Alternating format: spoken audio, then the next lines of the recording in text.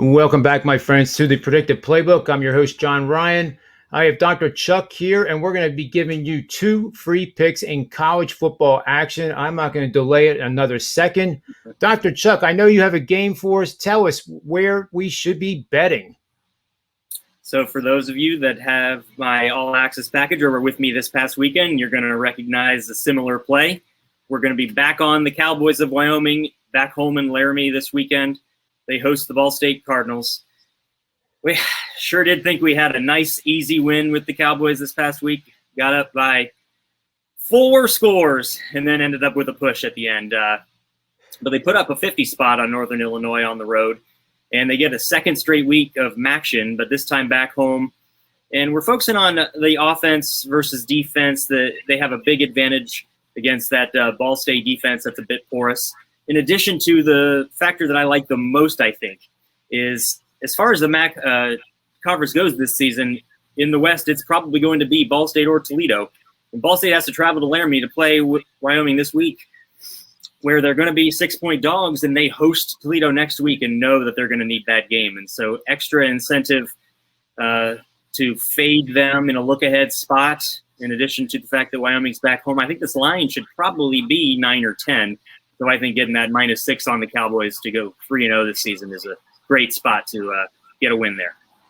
Oh, I love it. I love it, Dr. Chuck. You know, you make it convincing, too, that I want to put it down on my blotter and actually make sure that I put a little action on that bet because it makes total sense to me.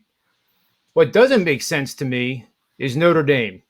Yeah. And Notre Dame, 2 weeks in a row, I have bet successfully against them. I actually went out on a limb on the Manny's Pub Show and predicted that Toledo would actually win outright. Unfortunately, that didn't quite happen, but they had their chances. They really did have their chances. So I think what we're going to hear this week is, Purdue Boilermakers are 2-0, and they're going to attempt to defy the odds as they have to play the mighty Notre Dame Fighting Irish. But I'll tell you what, as 7-point underdogs, I think the line immediately told me that this is another bet against Notre Dame. They're not playing real well. Karen Williams is their leading rusher. He's averaging 42 yards a game, and this is Notre Dame. So I think they have some major issues going on, and their execution has not been good. And we all know that Coach Kelly was trying to be funny when he said about the execution thing, and of course that went viral. And I do feel sorry for the guy when you're just trying to you just finished a game where you barely won against Florida State, and you get set up like that. Yeah, that was kind of nuts. But Purdue head coach Braum is 15-5 against the spread as an underdog. Since being at Purdue, I like that. Coach Kelly, 14-28 when the total is 56.5 to 63.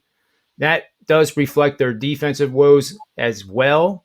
He's also 8-9 off a home no cover where the team won as a favorite in all games he has coached in his career. And lastly, road underdogs of 3.5 to 10 points.